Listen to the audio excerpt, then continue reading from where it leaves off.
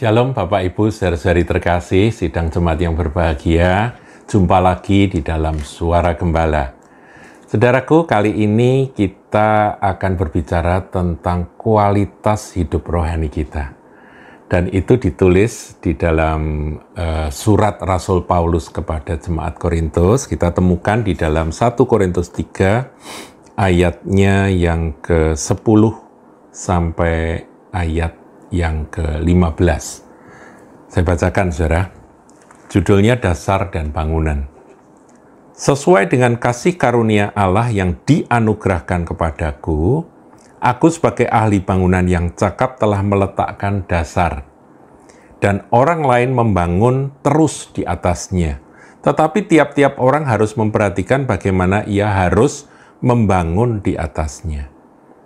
Saudara, sampai di sini kalau kita renungkan bahwa kehidupan rohani itu diumpamakan oleh Rasul Paulus sebagai membangun sebuah rumah.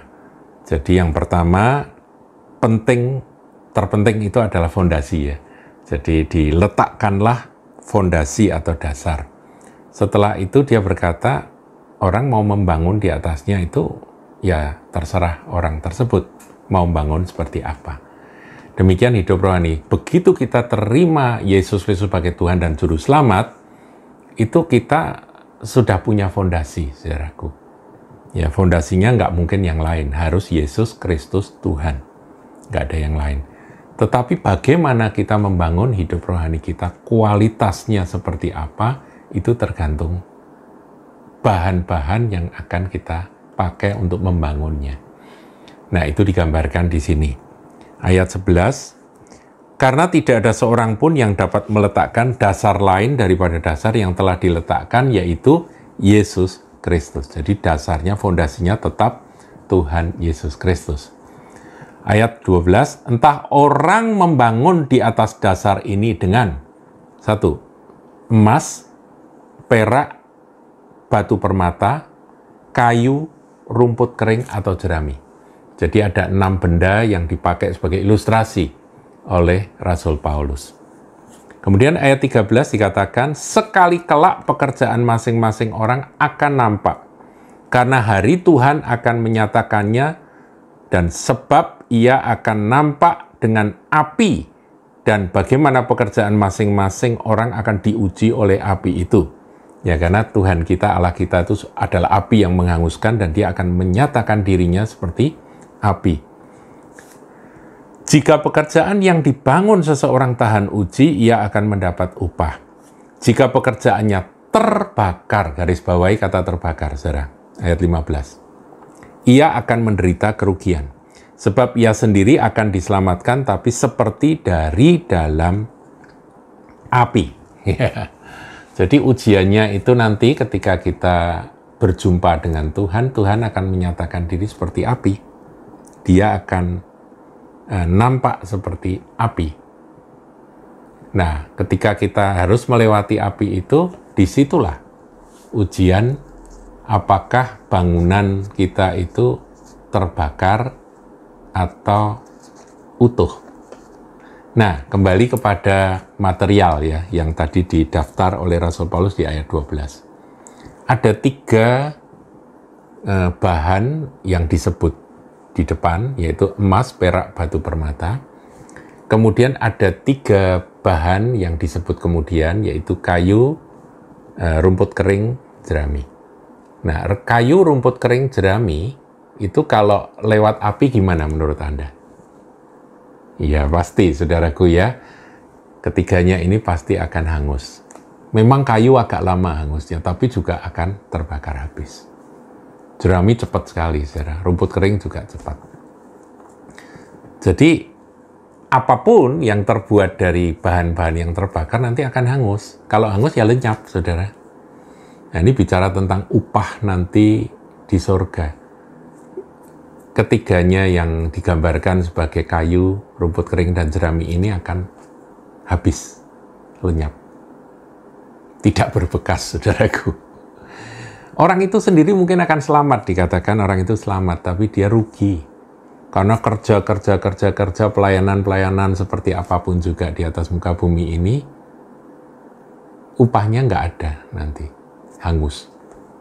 Ini digambarkan oleh Rasul Paulus, saudara. Ini bukan keselamatan, karena keselamatan itu kan dasarnya, yaitu Yesus Kristus Tuhan. Tapi ini apa yang kita buat, apa yang kita kerjakan di atas muka bumi ini. Dan itu digambarkan dengan ilustrasi seperti ini. Nah, kemudian ada 3 bahan yang akan lewat api dan tidak berubah, saudaraku. Artinya tidak hangus. Bahkan lewat api makin murni ya. Kalau emas perak itu kalau lewat api makin murni. Apa sih yang dimaksud dengan emas? Nah, ini tafsir rohani, saudaraku ya. Emas itu artinya adalah karakter Kristus. Jadi kalau saudara ingin membawa sesuatu sampai pada kekekalan, bangunlah hidup Anda itu, kejarlah akan karakter atau sifat-sifat seperti Tuhan Yesus. Seperti Yesus, ya. Seperti Yesus, itu saja ku pinta. Nah, biar sifatnya Tuhan Yesus itulah yang kita ikuti, kita teladani, kita bangun di dalam hidup kita. Kalau saudara mau tahu sifat Tuhan Yesus itu seperti apa, baca kisah Tuhan Yesus. Bagaimana dia berespons terhadap segala sesuatu ketika dia ada di atas muka bumi, ketika dia sedang melayani. Bahkan ketika dia di atas kayu salib, dia masih mengampuni orang-orang yang menyalibkan dia. Jadi saudaraku, karakter-karakter Kristus itu saudara pelajari dari kitab Injil, saudara belajar dari Galatia 5, 22, 23, buah roh, yaitu kasih, sukacita, damai sejahtera, kebaikan, kesabaran, kelemah lembutan, sampai pada penguasaan diri, itu adalah karakter Kristus, saudaraku. Nah, itu kalau kita kejar, maka kita punya emas. Emas yang akan bertahan sampai pada kehidupan kekal. Tidak hangus, itu bangunan yang tidak hangus kalau materialnya dari emas. Wahyu 3 ayat 18, saudaraku, di situ diajarkan oleh Tuhan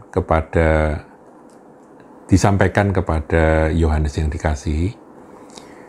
Ini pesan kepada jemaat Laodikia, saudaraku ya, ayat 18 Wahyu 3. Maka aku menasihatkan engkau supaya engkau membeli daripadaku emas yang telah dimurnikan dalam api. Loh saudara, emas yang seperti itu, emas yang murni itu ya, karakter sifat Yesus itu harus kita beli, saudara. Artinya, untuk kita mendapatkan sifat-sifat Kristus, yaitulah emas itu, material bangunan rumah rohani kita, hidup rohani kita, yang dari emas, digambarkan dari emas itu, kita harus membeli, saudara. Artinya nggak gratisan. Ya, saya pernah merenungkan ini. Saya tanya sama Tuhan, Tuhan, belinya pakai apa? Duit nggak laku, saudaraku ya. Kalau mau beli sifat Kristus, ya saudara harus melepaskan sifat manusiawimu. Menyangkal diri itu supaya apa? Supaya faktor Kristus bertambah-tambah di dalam diri kita. Faktor si aku ini semakin berkurang, karena faktor si aku ini untuk bayar, kita dapat faktor Kristus, begitu.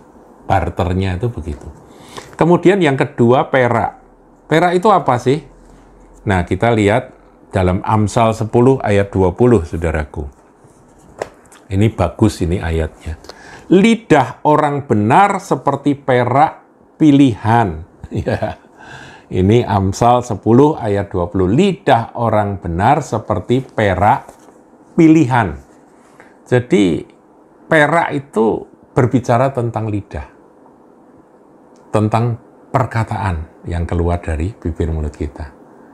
Beberapa waktu yang lalu saya sampaikan renungan tentang perkataan, saudaraku ya. Tentang perkataan yang benar itu. Memang orang itu bisa dikata sempurna kalau tidak salah dalam perkataan, itu kata Yakobus pasal 3. Nah, lidah, saudaraku, orang benar itu seperti perak pilihan. Saudara minta supaya Tuhan karuniakan, beri, dan untuk itu saudara harus membayar ya. Melepas akan sifat-sifat manusia lama itu emas. Supaya sifat manusia baru yaitu Kristus itu bertambah-tambah dalam diri Anda. Nah, kemudian juga saudara serahkanlah akan bibir mulut lidahmu supaya tidak dipakai oleh iblis untuk perkara yang sia-sia. Sebab perkataan sia-sia harus dipertanggungjawabkan pada hari penghakiman kelak. Jadi kita minta dikuduskan oleh Tuhan perkataan ini supaya lidah kita menjadi lidah orang benar yang seperti perak pilihan. Nah, ini bertahan sampai kekal. Kemudian yang terakhir adalah batu permata. Batu permata banyak tafsir, saudaraku. Keluaran 28, batu permata itu adalah batu-batu yang dikenakan oleh imam besar. Seorang imam besar dalam Keluaran 28, nanti saudara baca sendiri, itu pakai pakaiannya spesial, dan di pakaiannya itu ada yang disebut dengan tutup bahu dan tutup dada. Tutup bahu itu dikasih di tutup bahu yang terbuat dari ada aturannya caranya ya.